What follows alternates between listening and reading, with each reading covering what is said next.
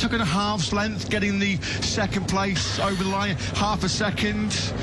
Well, yeah, they started that last corner on 3 wheels. They came out of it back on All thoughts of wheelies, I think, might now disappear. Yeah, they've realised this is now competitive. We're now leading. We've got a chance to win this one. Off we go. Toprak's not taking this seriously at all. You can hear him. He jumps out of the driver's seat and just shouted, "Jack, go, go, go, go."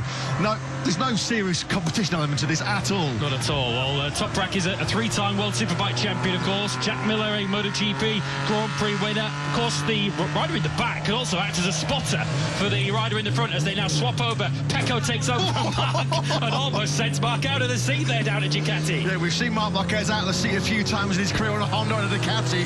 This is a new one. Marc Marquez out of the seat on a tuk-tuk as Pecco Bagnaia starts going. Unfortunately, it looks like, well, they're at the back, aren't they? Very close. They've only got Aprilia behind them. Ooh, struggling. Factory Aprilia so dominant all weekend with Marco Bezzecchi on pole position, but this now surely is in the hands. It's Toprak and Miller's to lose here. Well, they've got a massive lead here. Finals, couple of sectors. Red Bull KTM Factory Racing have struck back into second place. Tech 3 in second place. That's Bastianini and Viñales, who we completely wrote off. They're two rather timid fellows, but they're clearly getting stuck in with 2 corners now to go. Bit of work to top of your pitch there. You can see the onboard from Pramac Yamaha. Johan Zarco trying to secure second place here, but this has been absolutely superb. What a performance. Yellow flags are out in sector 1, but it's going to be Pramac Yamaha. They might not be winning too much in MotoGP in 2026, unfortunately, because they are 2 amazing characters, 2 fans that put bums on seats, aren't they? Jack Miller and Toprak Razgatlioglu. But with 1 corner remaining, it's all super neat and tidy. Beautiful run through the inside curve there. A bit of super styling as well. Stunt show on the exit. But it is Pramac Yamaha, Jack Miller and Toprak Razgatlioglu that win the Thai Tuk-Tuk Challenge in 2026. The podium places go to Red Bull KTM Tech 3. Great job by Nea Bastianini and Maverick Viñales. Coming over the line in an excellent 3rd place is El Ciano. They were the early leaders. They made the early running down into the first corner. Lightning start by Diogo Moreira. Zarco and Moreira then pick up 3rd place. What about the battle for the minor positions? Mira Marini for the Honda team. They've come through in 4th. Acosta and Binder 5th for Red Bull KTM Factory Racing. Quartararo and Rins have taken 6th for Yamaha. This was the battle for 7th. BR46 just taking it from the Trackhouse team. And this at the back is the battle for the stragglers at the back of the field. It's Bagnaia for Ducati up against, I think, Martin, who's now in the driver's seat for Aprilia. I'll tell you what, that was not even close. 3.5 seconds was the lead that Miller and Razgatlioglu held over the line.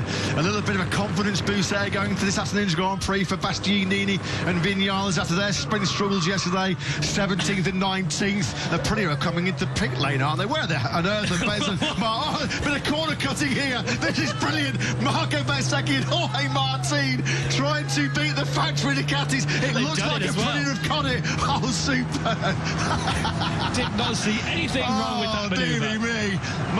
Marco Bezzecchi and Jorge Martin pinch it at the death. Drop 1 position, Jorge. Drop 1 position for that. Oh, dear. The most important aspect of that was clearly the riders had a load of fun. They really did enjoy that. Well done to everybody connected here in Thailand to something a little bit different, something a little bit unique, something a little bit fun. And I thoroughly enjoyed that. I hope you did watching at home as well. It's a serious business racing motorcycles at 220 mile an hour. But that was showing that these guys ultimately are just they're noble human beings who possess a particular talent for racing motorcycles, better than anybody else on planet Earth. Oh, Pecco Bagnaia is not happy with that, is he? No, He's just having it out there with Jorge Martin. Dropped 1 position. Simon Crafar on the ball. Jorge Martin and Marco Bezzecchi. Well, they don't need to cut the grass in that final corner, do they? Yeah, this is a novel approach to turn 12. We've not seen this one before. Off-roading for Jorge Martin. It was effective, but at the end, the Ducati squad were given that 10th place back. You've got to admire the cheek. Got to admire the cheek. Look what it means to Martin and Bezzecchi. They're in stitches. Look at them. They're loving it. That's Marco Bezzecchi was on the deck crashing out leading the sprint yesterday. I think that's been a nice bit of pain relief. That was better as than the far sprint as yesterday. Bez goes. So here you go then. This was the early leaders. Diogo Moreira was really rapid out the gates. Of course, we had a 1-2 initially for our two rookies. And then there was a brilliant fight back by Toprak, Razgatlioglu and Jack Miller. They had some everything that the Yamaha doesn't have. Straight line speed, it seemed, in their tuk-tuk. And once they hit the lead, a comfortable lead on the changeover, and then once it was in the hands of Toprak, well, it was never really in any doubt, was it? 3.5 seconds eventually they took the checkered flag. Red Bull KTM Tech 3 by what, about a tuk-tuk and a half's length, getting the second place over the line, half a second. Well, yeah, they started that last corner on 3 wheels. They came out of it back on 2.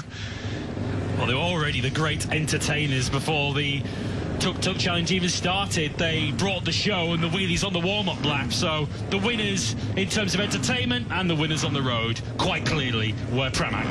And I think the winners were MotoGP fans here in Thailand, because you could hear from the grandstands just how much the fans enjoyed that different pre-race build-up. I think it's fair to say they made it look easy, didn't they? Toprak Razgatlioglu's first MotoGP victory. Brilliant stuff, brilliant stuff. Yeah, some of the fans were taking it pretty seriously as well, weren't they? Marc Marquez fans roaring him on.